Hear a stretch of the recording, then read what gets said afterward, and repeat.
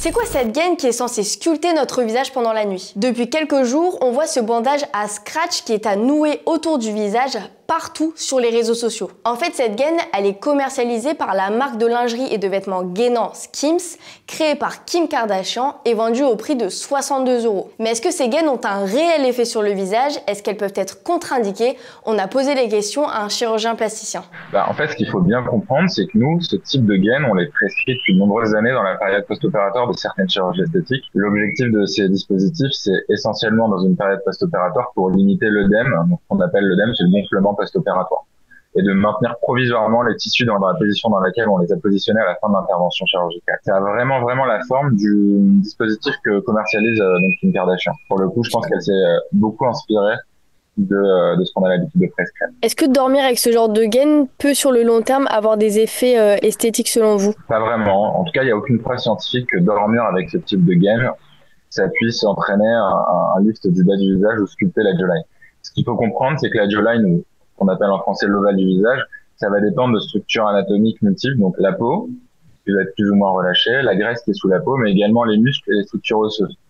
Donc sur ce type de produit, au mieux, ce qu'on va obtenir, c'est un bénéfice sur le court terme, parce que du fait de la compression, sur le court terme, vous allez avoir une légère amélioration qui va disparaître assez rapidement au retrait de la compression, mais aucun effet sur le long terme, ça c'est certain. La gaine de Skims, qui ressemble à des bandages post-opératoires, a notamment été comparée au masque d'Hannibal Lecter, joué par Anthony Hopkins dans Le Silence des agneaux. L'acteur s'est même filmé avec la gaine sur le visage en ironisant. Hello Kim, I'm already feeling 10 years younger. Dans les commentaires des posts Instagram de Skims, les critiques sont très nombreuses, comme celle-ci. Arrêtez tout le monde, en particulier les femmes. Allez juste au lit. On n'a pas besoin de nous bander la tête, de nous scotcher la bouche, de nous exposer à des lumières rouges et de dormir sur des oreillers en mousse pour boucler nos cheveux. Allez juste au lit. Brossez-vous les dents, appliquez un peu de crème et allez vous coucher. On peut imaginer que dans certains cas ou situations à risque, il vaut mieux éviter de porter ce masque. Typiquement, lorsqu'il y a une compression trop importante au niveau du cou, chez des patients qui peuvent avoir des troubles de la circulation, par exemple, ou un mauvais système artériel, on peut imaginer qu'il y a un risque chez ces patients d'avoir des troubles circulatoires qui soient majorés. Les autres patients qui semblent pouvoir être à risque, ce sont ceux qui ont un syndrome d'apnée du sommeil, et donc on peut peut-être avoir une aggravation de la respiration pendant la nuit chez ces patients-là. Bon, cette gaine, elle est peut-être critiquée sur les réseaux sociaux, mais elle est aussi en rupture de stock sur le site de Skims. Nous, en tant que chirurgien esthétique, on est quasiment aux premières loges de toutes ces demandes de plus en plus extravagantes ou imposantes pour des patients et des patientes.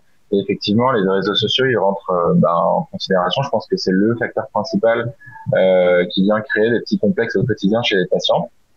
L'image, elle est centrale en fait. Les patients veulent un visage qui soit instagrammable, quelque chose de standardisé, d'hyper dessiné, d'assez symétrique. Et ça reflète, je pense, malheureusement une époque où on cherche un petit peu à coller à un idéal qui soit un peu virtuel, un peu trop trendy et instagrammable, au lieu de respecter vraiment la diversité de chaque visage. Sachant que les femmes sont quand même le public cible, effectivement, d'un point de vue marketing, c'est ces patientes-là, ces clientes-là que les marques veulent aller chercher.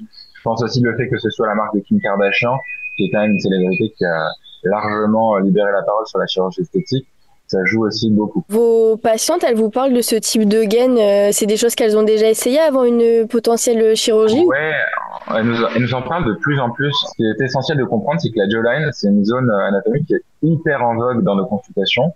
On a des demandes ultra fréquentes pour améliorer cette zone anatomique. Ça a été démocratisé par les réseaux sociaux et les célébrités qui s'affichent sur les réseaux sociaux avec des jawlines très sculptées. Ouais, elles nous en parlent, mais on leur explique en consultation ce que je viens de vous expliquer, c'est-à-dire que l'effet semble très limité, avec des bénéfices uniquement au court terme et aucun bénéfice sur le long terme. Il faut démarrer par avoir une bonne hygiène de vie, c'est-à-dire avoir une alimentation saine, éviter de fumer, avoir une protection solaire, parce que c'est quand même le tabac et le soleil sont quand même les deux facteurs les plus agressifs pour la peau. Et donc si ils en rendent compte, souvent le relâchement cutané est plus important chez les patientes qui fument et qui s'exposent beaucoup au soleil.